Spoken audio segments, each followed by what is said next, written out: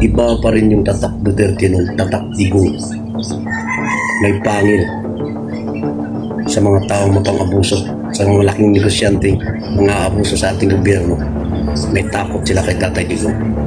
Tala, balikan natin mga kabirada, mga nagagawa ni Tatay Digong ngayon. Panoorin natin ito.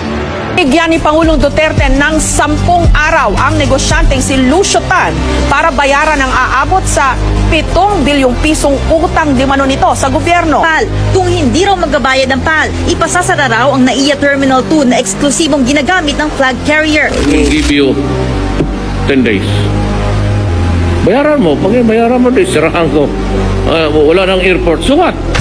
Binayaran na ngayong araw ng Philippine Airlines ang 6 na bilyong pisong utang nito sa gobyerno na air navigational charges.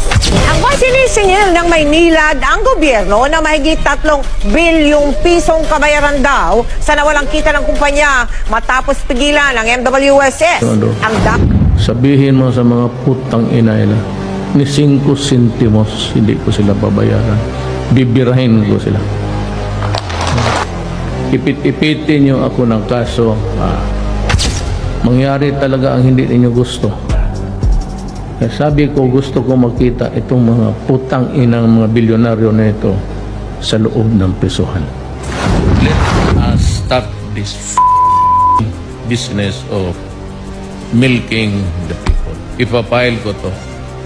Economic sabotage, and I will arrest them. Umatras sa paniningil ng bilyon-bilyong pisong danyo sa gobyerno ang Manila Water at Maynilad. 7.4 billion. Opo sir, susunod po kami sa kagustuhan ng gobyerno at ng pamahalaan at ng Pangulo po. Sang-ayon po kami sa direktiba ng Presidente, sa kagustuhan ng Presidente. Wag na ho naming habulin yung historical arbitral award sa amin. Para magka